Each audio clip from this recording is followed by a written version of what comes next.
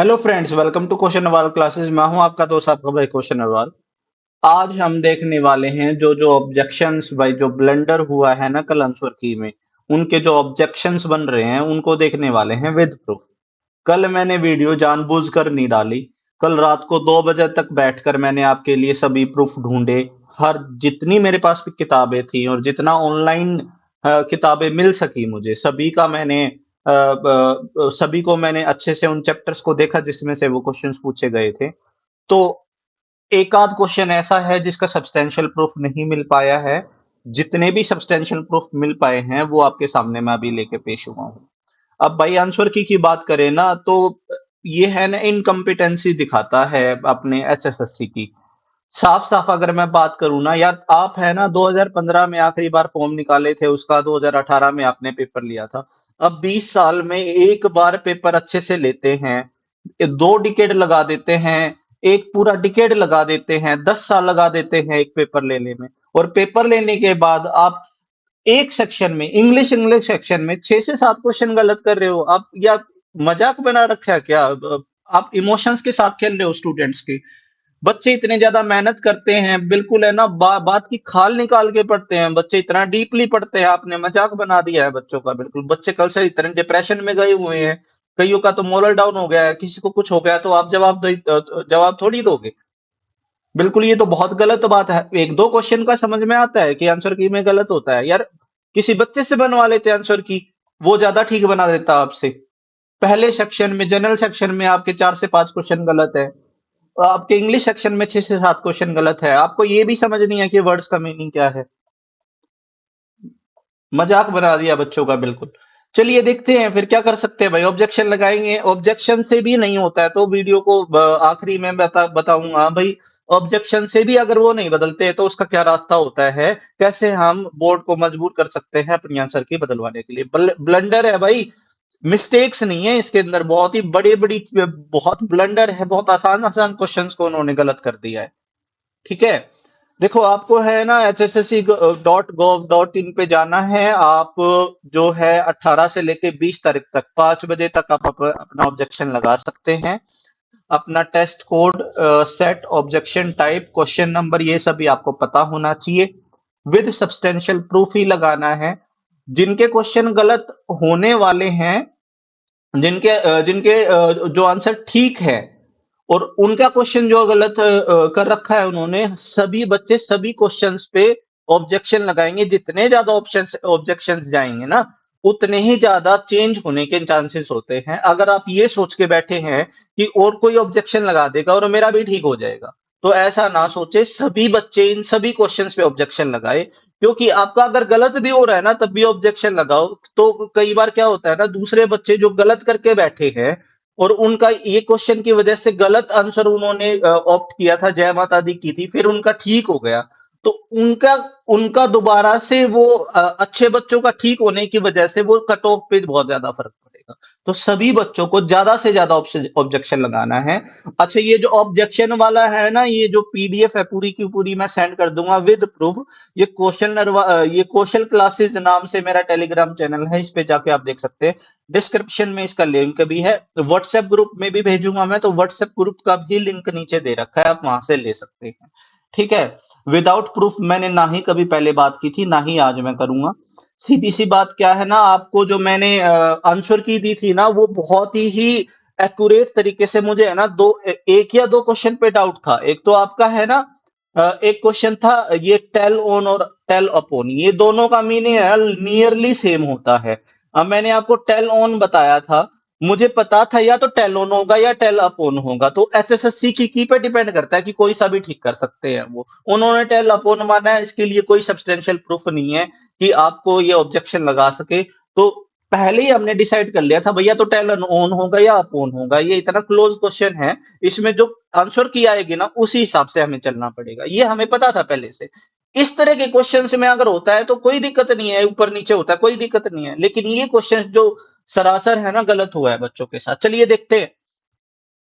अब ये जो क्वेश्चन था आपका पैराग्राफ वाला, ये पहले आंसर की में मैंने बता दिया था कि एमिलियरेट का जो है ना, हमें वर्ड का मीनिंग ढूंढना है, लेकिन ऐसा कोई वर्ड ही नहीं है हमारे अपग्रेड नाम का कोई वर्ड ही नहीं है पूरे पैसेज में, तो इसका ऑब्जेक्शन कैसे लगाना है ध्यान से देखिएगा। मैं आपको लैंग्वेज भी बता रहा हूं कि कैसे ऑब्जेक्शन आपको देखो ऑब्जेक्शन दो जगह पे लगता है। एक तो आपको एक्सप्लेन करना होता है कि जो क्वेश्चन का आंसर है वो क्यों बदलना चाहते हैं, आपकी तरफ से आंसर क्या ठीक है और उसका प्रूफ क्या है और उसका रेफरेंस क्या है। तो रेफरेंस में आपको जेपीजी या पीडीएफ फॉर्म में आपको वो अपलोड करने के लिए मांगेगा, और एक्सप्लेनेशन के लिए वो वर्ड लिमिट देगा, आपको वहां पे एक्सप्लेन करना होगा, तो उन वर्ड लिमिट में आपको एक्सप्लेन करना है।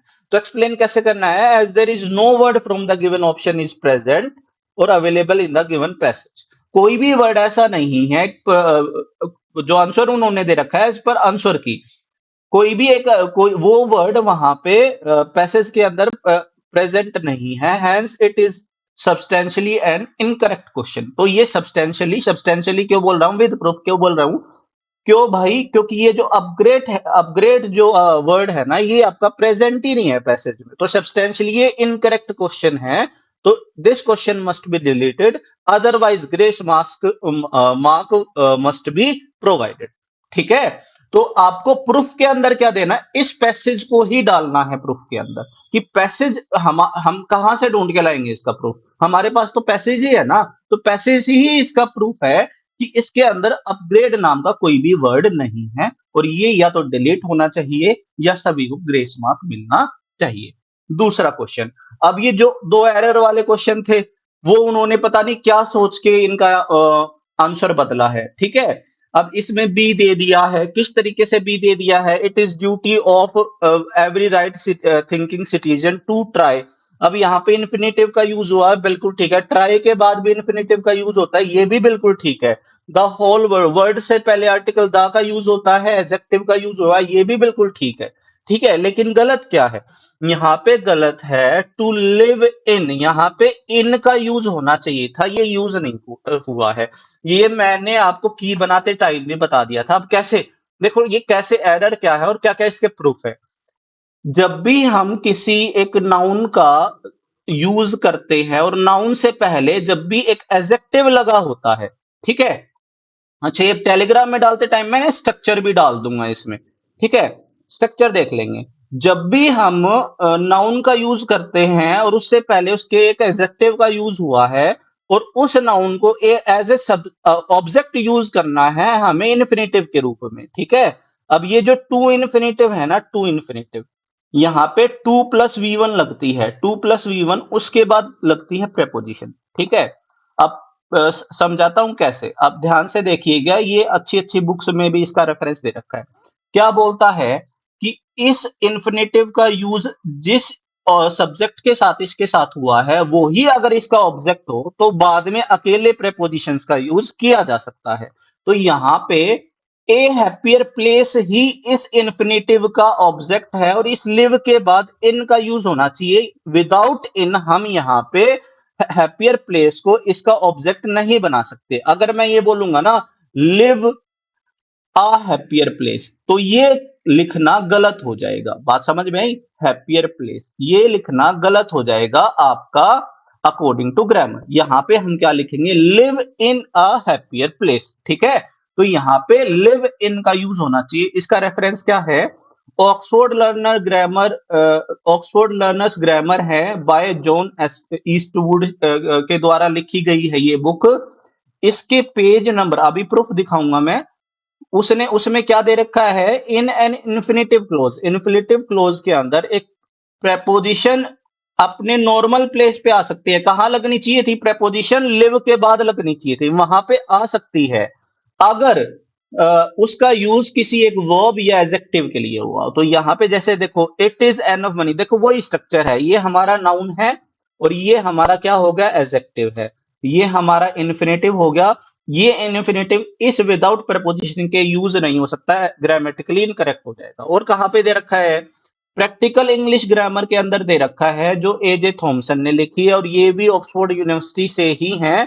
तो ऑक्सफोर्ड की ही ये बुक है, ए प्रैक्टिकल इंग्लिश ग्रामर, बहुत फेमस बुक्स हैं दोनों की दोनों और बहुत ही ऑथेंटिक बुक है। इनका रेफरेंस हम दे सकते हैं, क्योंकि ग्रामर का रेफरेंस तो हम डिक्शनरी से या ग्रामर बुक से ही देंगे। और किसका सब्सटेंशियल माना जाता है हमेशा, ऑक्सफोर्ड या कैम्ब्रिज की जो बुक्स होती हैं या कॉलिंस की जो बुक होती हैं उनको ऑथेंटिक माना जाता है। ठीक है। Infinitive can also refer to the object of a verb. Infinitive को एक ऑब्जेक्ट ऑफ अ वर्ब की तरह रेफर कर सकते हैं। Similarly infinitive can refer to the object of a preposition, और इन्फिनेटिव को एक ऑब्जेक्ट के प्रीपोजिशन के ऑब्जेक्ट के लिए भी रेफर किया जा सकता है। जैसे यहां पे भी सेम एग्जांपल है, this light is too weak. यहाँ पे क्या हो गया आपका, टू वीक की तरह यूज कर लिया यहाँ पे, और यहाँ पे बाय प्रपोजिशन का यूज आखिरी में कर लिया। तो यहाँ पे अगर हम प्रपोजिशन आखिरी में यूज नहीं करेंगे तो ये हमारा ग्रामेटिकली इनकरेक्ट हो जाएगा। अब कहाँ कहाँ है इसका प्रूफ? प्रैक्टिकल इंग्लिश ग्रामर में पेज नंबर 162 के ऊपर ये सी पॉइंट दे रखा है, इसके अंदर क्लियरली मेंशन कर रखा है और अच्छे से विद एग्जांपल समझा रखा है। दूसरा प्रूफ क्या है? ऑक्सफोर्ड लर्नर जो ग्रामर है, ये मेरे पास बुक थी, मैंने कल ही इसको अच्छे से सर्च किया पूरा। उसके बाद मुझे ये 135 के ऊपर, 135 पेज के ऊपर बुक के ऊपर देखो ये रूल दिया हुआ है, in an infinitive close a preposition comes in its normal place often after a verb और adjective। तो यहाँ पे विदाउट आपका preposition लगे ये सेंटेंस ग्रामेटिकली इनकरेक्ट है। तो टू लिव इन का यूज होना चाहिए। कैसे आपको लैंग्वेज डालनी है ये मैंने आपके सामने लिख दिया है। ठीक है, चलिए नेक्स्ट क्वेश्चन पे चलते हैं। दो क्वेश्चन ये 100% आपके चेंज होने चाहिए। इस क्वेश्चन के ऊपर सबसे ज्यादा टाइम लगाया भाई, किसी भी बुक में कम से कम मेरे पास 5 से 6 बुक है। रेनन मार्टिन है, ऑक्सफोर्ड लर्नर डिक्शनरी है, प्रैक्टिकल ग्रामर है। ठीक है, ये सारी जितनी भी बुक्स है उसके अंदर प्रोवाइडेड यहाँ पे है ना, डायरेक्टली ये क्वेश्चन मुझे कहीं नहीं मिल पाया। लेकिन इस क्वेश्चन को अगर हम ऑक्सफोर्ड लर्नर डिक्शनरी की वेबसाइट पे चेक करते हैं ग्रामर सेक्शन में, तो वहां पे क्लियरली मेंशन है, और ये मैं दिखा देता हूं। क्या बोलता है कि भाई एक्सपेक्टेड फ्रॉम और एक्सपेक्टेड ऑफ दोनों तरह का यूज हम कर सकते हैं, लेकिन दोनों में फर्क क्या होता है? जब भी हम मटेरियलिस्टिक या इमेटेरियलिस्टिक थिंग्स की बात करते हैं और एंटिसिपेट करते हैं किसी किसी तरह का आउटकम, तो हम एक्सपेक्टेड फ्रॉम यूज करते हैं। जैसे कि negative response was expected from the manager, यानी कि हमें ये है ना एंटिसिपेटेड था कि है ना मैनेजर का जो रिस्पॉन्स है ना वो नेगेटिव आने वाला है। लेकिन एक्सपेक्टेड ऑफ कहाँ यूज करते हैं? जब हम किसी बच्चे किसी भी बंदे की, किसी भी पर्सन की पर्टिकुलरली हैबिट, बिहेवियर, परफॉर्मेंस या वे ऑफ थिंकिंग को एक्सपेक्ट कर रहे हैं। ठीक है, वो भी एंटिसिपेट कर रहे हैं किसको? किसी भी पर्टिकुलर किसी भी पर्टिकुलर पर्सन की कैपेबिलिटी, उसकी परफॉर्मेंस, उसका बिहेवियर और वे ऑफ थिंकिंग अगर हम एक्सपेक्ट कर रहे हैं तो हम वहां पे ऑफ का यूज करेंगे। और यहाँ पे एक्सपेक्टेशंस की बात की जा रही है, तो एक्सपेक्टेशन यहाँ पे कोई रिस्पॉन्स नहीं आ रहा है, यहाँ पे हम उसके बिहेवियर या परफॉर्मेंस या कैपेबिलिटी की बात कर रहे हैं। तो यहाँ पे फ्रॉम का यूज नहीं होना चाहिए, यहाँ पे किसका यूज होना चाहिए? ऑफ का। और ये कहाँ पे प्रोवाइडेड है? और लगभग वो ही आपका एग्जाम्पल है जो आपका दिया गया है, are you clear with what is expected of you. तो यहाँ पे दोनों एक्सप्लेन कर रखे हैं। ये आपकी ऑक्सफोर्ड लर्नर डिक्शनरी की जो वेबसाइट है उसके ऊपर ये अवेलेबल है। ठीक है, तो ये हो सकता है कि वो सब्सटेंशियली ना माने, लेकिन इससे पहले वाला क्वेश्चन जो है उसको वो चेंज करना ही पड़ेगा, क्योंकि हमारे पास सब्सटेंशियल प्रूफ है। ठीक है, चलिए आगे बात करते हैं। अब ये क्वेश्चन जो है ना, सबसे पहली बात तो ये प्रीवियस ईयर क्वेश्चन है, SSC graduate level tier 1 exam 21 of April 2013 में आया हुआ क्वेश्चन है। और यहाँ पे, और ये डी ट्रिपल एस बी में भी आया हुआ क्वेश्चन है, डी ट्रिपल एस बी के किसी पीआरटी एग्जाम में आया हुआ क्वेश्चन है 2018 में। मुझे वो एग्जाम, वो पेपर नहीं मिल पाया। आप वो पेपर ढूंढ सकते हैं तो मुझे सेंड करें, मैं उसका प्रूफ बना के आपको दे दूंगा। ठीक है, कि कैसे उसकी लैंग्वेज लिखनी है। ये 2 पेपर में आया है और दोनों पेपर की ऑफिशियल आंसर की के हिसाब से इसका शॉर्ट अप आएगा। ठीक है, ग्रो अप का मीन्स क्या होता है? पर्टिकुलरली किसी लिविंग बीइंग का ग्रो करना ही हमारा ग्रो अप कहलाता है। ठीक है, उसका साइज, शेप और एज में जब वो बढ़ता है, जब वो अडल्टहुड की तरफ जाता है तो ग्रो अप कहलाता है। और शूट अप का मतलब क्या होता है? ग्रो या increase in size increase in number level very quickly. तो बेसिकली किसी अमाउंट के लिए, किसी नंबर के लिए या किसी पर्टिकुलर थिंग में जब इंक्रीज होता है तो हम क्या बोलते हैं, उसको शूट अप बोलते हैं। तो यहाँ पे शूट अप का पास्ट फॉर्म शॉर्ट अप ही आना चाहिए, क्योंकि क्या बढ़ रहा है, एक्सपेंडिचर बढ़ रहा है, और ये कोई है ना लिविंग बीइंग नहीं। तो यहाँ पे बिल्कुल शॉर्ट अप आना चाहिए। और इसका जो है हमने कहां से लिया है, ऑक्सफोर्ड एक्सवर्ड एडवांस लर्नर डिक्शनरी। अगर आपके पास डिक्शनरी है, फिजिकल फॉर्म में बुक है ये पूरी की पूरी आपके पास, तो उसका फोटो लेके आप डालेंगे ना तो ज्यादा बेहतर रहेगा ऑनलाइन की बजाय। ठीक है, इसी तरह कैम्ब्रिज यूनिवर्सिटी, जो कैम्ब्रिज डिक्शनरी है उसमें भी ये दे रखा है। अच्छा, अगर किसी के पास डिक्शनरी नहीं है तो आपको थोड़ी सी मेहनत करनी पड़ेगी। आप किसी भी शॉप पे जाएंगे ना, 4-5 डिक्शनरी उठा लेना, और वहां पे है ना बोलना हमें तो सिर्फ देखनी है, और उसके अंदर ये सारे को जो क्वेश्चंस है ना जो मैं आपको बता रहा हूँ उनके है ना पिक लेके आ जाना, उसके फ्रंट पेज की, यानी कि फ्रंट जो कवर होता है, बुक कवर होता है, उसके कवर की बुक डिक्शनरी के कवर की फोटो और उस पेज की फोटो लेके आ जाना, और वो आपका प्रूफ हो जाएगा। आपको खरीदने की जरूरत नहीं है, आप शॉप पे जाना, अगर 4-5 डिक्शनरी लेना, क्योंकि अच्छी अच्छी जो बुक होती है, जो शॉप्स होती है, बड़ी बड़ी दुकानें होती हैं, वो आपको पढ़ने के लिए 5 मिनट के लिए दे देते हैं, उसमें कोई दिक्कत नहीं होती। अब जाओ और वहां से फोटो खींच के ले आओ। ऑनलाइन से ज्यादा ऑफलाइन का जो आपका फिजिकल बुक होती है उसका अगर आप रेफरेंस देंगे ना तो ज्यादा सब्सटेंशियल बना जाता है।